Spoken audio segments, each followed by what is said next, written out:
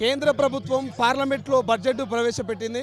So ప్రవేశపెట్టినటువంటి budget వల్ల తెలంగాణకు రెండోసారి అన్యాయం జరిగిందంటూ కాంగ్రెస్ పార్టీ నేతలంతా కూడా ఇక ట్యాంక్ బండ్ అంబేద్కర్ విగ్రహం దగ్గర భారీ నిరసన వ్యక్తం చేస్తున్నటువంటి పరిస్థితి చూస్తూ ఉన్నాము. సో కాంగ్రెస్ పార్టీకి సంబంధించినటువంటి రాష్ట్ర నాయకులు, ఎమ్మెల్సీలు, ఎమ్మెల్యేలు, మంత్రులంతా కూడా ఈ కార్యక్రమానికి పాల్గొంటున్నట్టు తెలుస్తుంది. గతంలో కూడా తెలంగాణ రాష్ట్ర ప్రభుత్వానికి గుండు సున్నానిచ్చినటువంటి కేంద్ర ప్రభుత్వం ఈసారి కూడా అదే వైఖరిని అవలంబించిందంటూ ఇక కాంగ్రెస్ పార్టీ నేతలు అయితే మండిపడుతున్నటువంటి పరిస్థితి. ప్రభుత్వ సలహాదారులు షబీర్ అలీ గారు, షబీర్ అలీ గారు ఎట్లా చూస్తారు?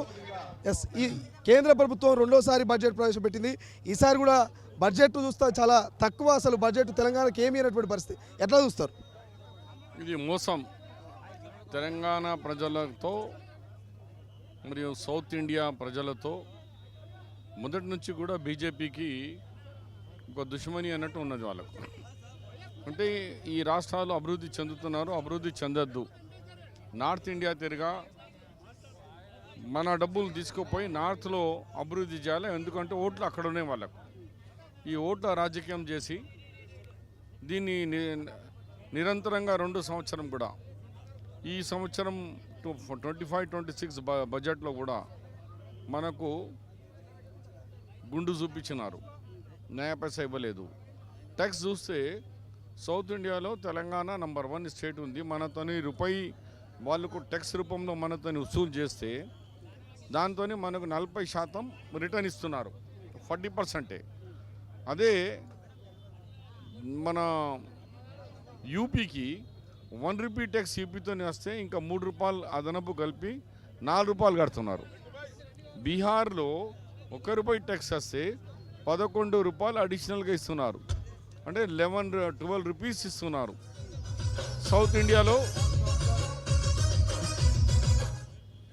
సౌత్ ఇండియాలో మనతోని రూపాయి తీసుకొని మనకు అలా 50% కూడా ఇస్తలేరు, 40% రిటర్న్ ఇస్తున్నారు. ఇది అన్యాయం కదా. అంటే ఈ బడ్జెట్ను మధ్యతరగతి ప్రజలకు అంకితం చేస్తుంది కేంద్ర ప్రభుత్వం అని చెప్తా ఉన్నారు కదా. ఎవరికి అంకితం చేస్తాడు? నేను కొత్త బడ్జెటా? ఎవరికి అంకితం అంటే ఏ రాష్ట్రానికి ఆ రాష్ట్రానికి బడ్జెట్ ఇవ్వాలి కదా. మాకు తెలంగాణలో అప్పుడు తెలంగాణ ఇచ్చేటప్పుడు వాగ్దానాలు చేసినప్పుడు కేంద్రం దానికి ఫుల్ఫిల్ చేయాలి కదా. మాకు బయ్యారం కానీ, ఉక్కు ఫ్యాక్టరీ కానీ, లేకుంటే మాకు చెప్పిన దాంట్లో ఏ ఒక్కటి కూడా ఇంప్లిమెంట్ చేస్తలేరు. మరి ఆంధ్రాకు కొన్ని ఇచ్చినారు అంటున్నారు, కానీ ఈ బడ్జెట్ అంతా బీహార్ అండ్ యూపీ, మన ఢిల్లీకు దృష్టిలో పెట్టుకొని పెట్టినారు. బీజేపీ అనగానే ఎలక్షన్ లోపలనే మతాలు, వాళ్ళకు విద్వేషాలు ఇలాంటిది తీసుకురావాలా, ఎలక్షన్ గెలవాలా. ఇదే పద్ధతిలో ఇప్పుడు బీహార్ 2 ఎలక్షన్స్ ఉన్నాయి, బీహార్ అండ్ ఢిల్లీకు 12 లక్షలు పెట్టిండు, ఆల్ ఎంప్లాయీస్ ఉంటారు. ఇక్కడేమో బీహార్కు అన్ని గణం రూపాయలు ఇచ్చింది, పెద్ద ఇచ్చి 12 లక్షల వరకు నో ట్యాక్స్. పేద ప్రజలకు ఇది చాలా లబ్ధి చేకూరుతుంది, పేద ప్రజల జేబులు నిండుతాయని చెప్తా ఉన్నది మోడీ. ఎవరికి బీద ప్రజలకు ఎందుకు ఇస్తారా? 1 లక్ష రూపాయలు 12 లక్షలు బీదోడు ఉంటాడా? మధ్య తరగతిలో ఉన్నారు వాళ్ళకు. గతంలో 7 lakhs మాఫీ ఉండే, ఇప్పుడు 12 లక్షలు చేసినారు. అది పెద్ద ఘనకార్యం ఏం కాదు. కానీ చిన్న బిజినెస్ చేసే వాళ్ళకు వదలలేదు, వాళ్ళ మీద ట్యాక్స్ వేస్తాడు. ఎంప్లాయీస్కు మేజర్గా ఎంప్లాయీస్కు దీంతో లాభం వచ్చింది.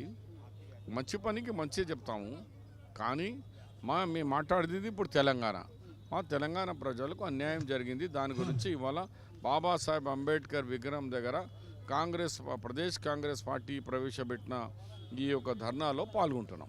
ప్రపంచంలో ఏ మూల ఏ క్షణం ఏం జరుగుతుందో వేగంగా తెలుసుకోవడానికి తొలి వెలుగు వాట్సాప్ ఛానల్ని ఫాలో చేయండి.